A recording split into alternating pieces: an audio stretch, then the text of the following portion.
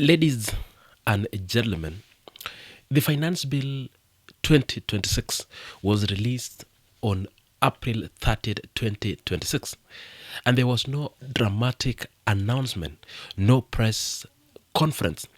The document simply appeared, and what is inside it deserves a full attention.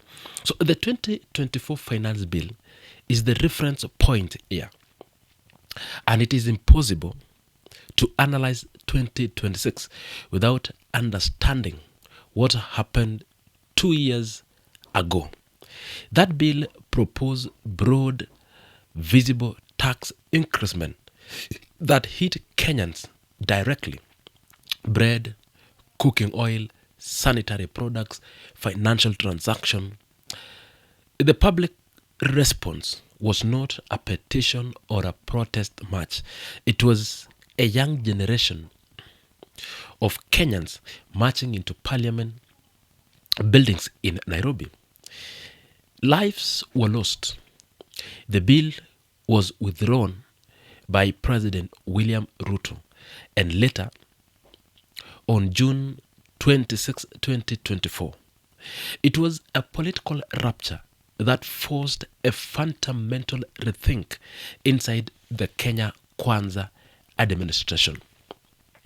What followed was a government that needed revenue because the fiscal pressure did not disappear when the bill was withdrawn, but could no longer afford another direct confrontation with the public over taxation. So the Finance Bill 2026 is the product of that calculation. So what does the bill actually propose? So let me take you through the key pillars. One is on digital and financial services.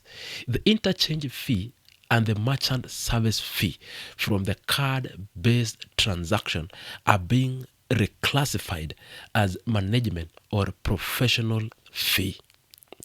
That classifications subject them to a withholding tax.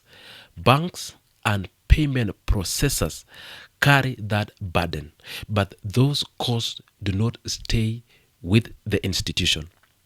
They move through the system and eventually reach the consumer. Beyond that, VAT is proposed on digital financial services, money transaction, payment gateways, settlement services supplied through software platforms for a commission. So if you use a mobile money platform or an online payment gateway, that service becomes more expensive under this bill. There is also the gambling and betting sector also faces tighter definitions. The bill broadens what counts as withdrawals. They include any payout or transfer of value to a player's account, whether cash or cash equivalent. This closes a loophole that previously shielded certain digital payouts from taxation. So, meanwhile, on income and property tax, the most consequential change for ordinary Kenyans is the proposed increasement in residential rental income tax from 7.5% to 10%. So, meaning landlords pay that rate, but in rental market where costs are routinely passed to tenants, the practical effect lands on the people renting or not just the people owning the houses. So following that, a new non-residence rental income tax is introduced, requiring non-residents earning rental income from Kenyan property to register and file by the 20th of the following month.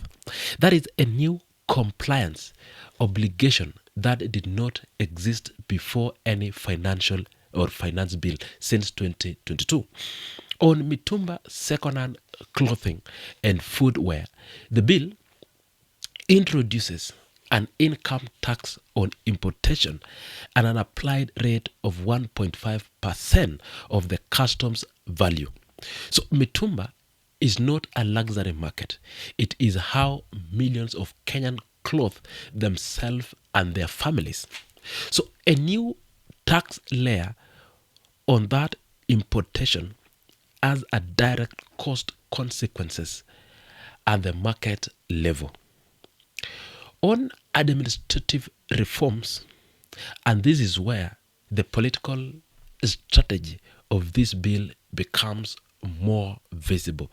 So the filing deadline for income tax return is being moved from 6 months after the end of financial year to 4 months after the end of financial year. That means the deadline shift from June 30th to April 30th. Nil return would be due within the first months of the year. Crucially, the Kenya Revenue Authority intends to pre-populate tax return using digital tools. So the state goal is to improve compliance and signification. The practical effect is that KRA gains a more aggressive and earlier grip on the taxpayer base. On objection and appeals, when a taxpayer wants to challenge a KRA assessment, the timeline is shifting from working days to calendar days. That is not a technical edit. Calendar days include weekends and public holidays. So the window for a taxpayer to mount a legal challenge to a KRA decision effectively shrinks. That is a change that favors the revenue authority over a taxpayer. On the incentive side, the bill proposed VAT exemption for infrastructure projects under the public-private partnership framework and the exemption from the capital gain tax and stamp duty on property transfer into a real estate investment trust structure. These are targeted interventions designed to attract institutional investment. They benefit a specific class of investors, not the general public. By this point, the architect of the bill is clear. The government is not standing at the podium and announcing a new levy on bread or fuel. The revenue strategy has shifted inwards, tighter compliance window, reclassification of fees, and broadening the definition, shortening appeal period. The tax base is being expanded and the enforcement is being tightened rather than introducing the kind of headline rates that drove Kenyans into the streets in 2024.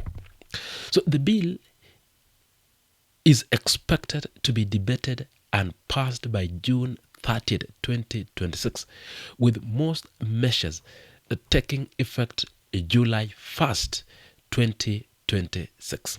So the political question is direct. Will Kenyans experience this bill as softer than 2024?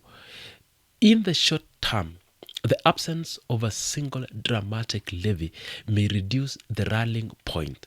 There is no one line in this bill that produces the fiscality reaction that bread tax or cooking oil levy produced in 2024.